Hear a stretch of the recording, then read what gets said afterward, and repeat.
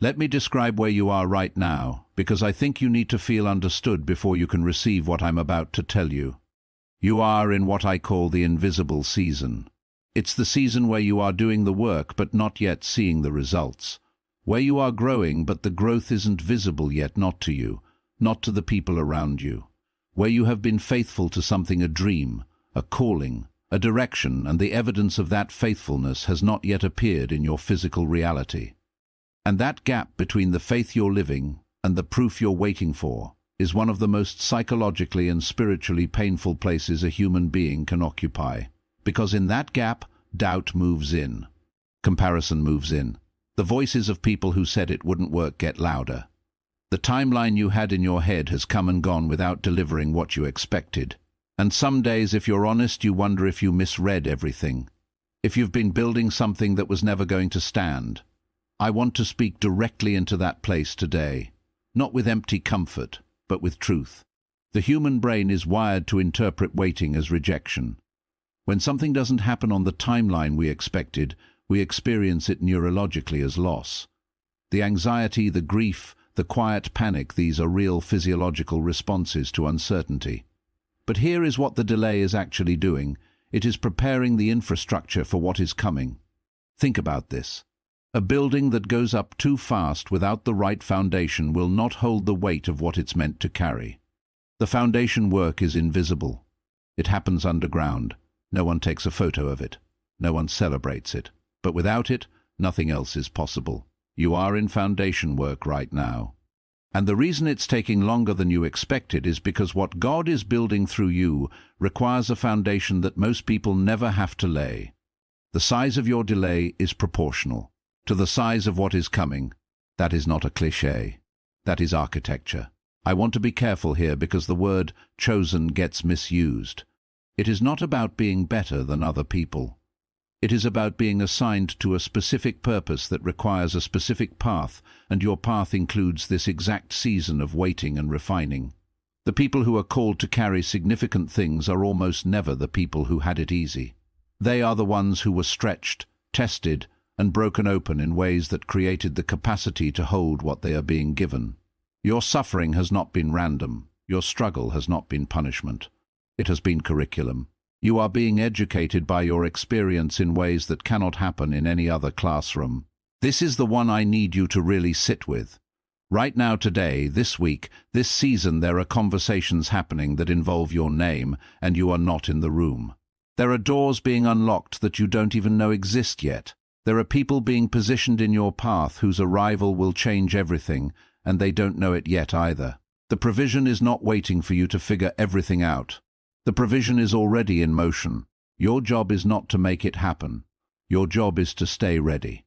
I'm going to say something that might be uncomfortable, and I say it with full compassion. The money, the abundance, the provision, the financial shift you've been praying for is not being withheld from you arbitrarily. In almost every case, the financial breakthrough is directly tied to an internal shift that has to happen first. Not because God is punishing you for not being ready, but because the version of you that would receive that level of provision right now might not be able to steward it, might not be able to hold it without losing yourself, might not be able to use it for what it was actually meant for.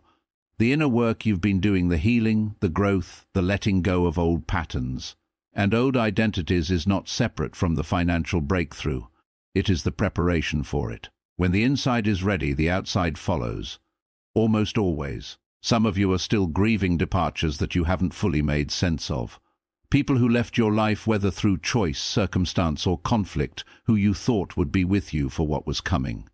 Here is the truth that took me a long time to understand.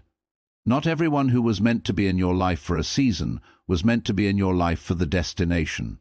Some people were assigned to walk with you through a chapter. And when that chapter closed, their assignment was complete even if neither of you knew it. The loss was real, the grief was valid, but the departure was not a betrayal. It was a transition. And it made space for what is coming that could not have arrived while those relationships were still occupying that space. Every day that you showed up when you didn't feel like it, that was an act of faithfulness. Every time you chose integrity when no one was watching, that was building something. Every prayer you prayed when you didn't feel heard. every boundary you held when it was costly, every time you kept going when everything in you wanted to stop. None of it was wasted. None of it went unnoticed. You have been building a record of trustworthiness, and that record is the reason you can be trusted with what is being prepared for you. God does not entrust significant things to people who have not proven they can be faithful in the small things. You have been proving it, quietly, consistently, and it counts. Here is a question I want you to sit with honestly. If everything you've been praying for arrived today, could you handle it? Not just financially, emotionally, psychologically, relationally. Would the version of you that existed 2 years ago have been equipped to steward the life you're asking for? The growth you've been going through, the painful, unglamorous, invisible growth is specifically designed to close the gap between who you are now and who you need to be to live the life that is coming. You are being upgraded from the inside, and upgrades take time. I want to bring in something from my background as a physician here, because this matters. Gratitude practiced deliberately, not just felt passively, changes the neurological and biochemical state of the body. It activates the parasympathetic nervous system, reduces cortisol, and shifts the brain out of threat detection mode and into a state of openness and receptivity. In practical terms, a mind and body in a chronic state of anxiety and lack cannot receive what is being sent to it. The biological alarm system blocks perception of opportunity. It narrows focus. It keeps you locked in survival mode. Gratitude, even for the small things, even in the middle of the hardship, is not denial of your pain. It is the neurological key that opens you to receive what is already moving toward you. Practice it like medicine, because it is. The comparison is killing you. I say that gently, and I say it because it's true. You are watching people around you hit milestones that you thought you'd hit by now. And every time you see it, something tightens in your chest. A quiet voice says, "You should be further along. Something is wrong with you. You missed it. Nothing is wrong with you. You are not behind. You are on a different timeline, one that was assigned specifically to you for reasons you cannot fully see yet. Some of the people you are comparing yourself to are ahead in one area and years behind in others that don't show up on social media. Some of them achieved things early that they are not equipped to sustain. Some of them are moving fast towards something that is going to cost them more than they know. Your timeline is not a mistake. It is a mercy. Trust it. I want to be honest with you. I don't know exactly when your breakthrough is coming. No one does. But I know. This, the people who give up always give up right before. There is something about the nature of growth and provision that front-loads the hardship and delivers the reward at the moment when everything in you wants to walk away. The pressure you are feeling right now, the intensity of the waiting, the weight of the uncertainty is often the sign that something is very close. Not always, but often. Don't walk away from what you've been building. Don't abandon the prayer that you've been praying. Don't close the door on the path that you've been walking. You are closer than you think. The funding is already approved. The blessing is already signed. The provision is already in motion. Hold on. I want to leave you with something that I hope you carry with you long after this video ends. You were not brought to this moment accidentally. You were not built the way you were built by accident.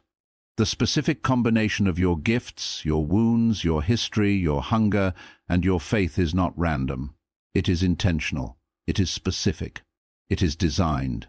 You are a chosen one, not because you are without flaw, not because your faith has been perfect, not because you never doubted, but because in the middle of everything you are still here, still trying, still believing, still showing up for something you cannot fully see yet. That is not ordinary. That is extraordinary. And God does not invest in ordinary. He invests in the faithful, in the hungry, in the ones who keep going when every reasonable voice says stop. He is investing in you, right now, in this season, in this waiting, in this preparation. Your future has already been secured. The funding has already been released. The doors are already being opened. All you have to do is keep walking toward them. If this spoke to something deep in you today, if it gave you the breath you needed to keep going, subscribe.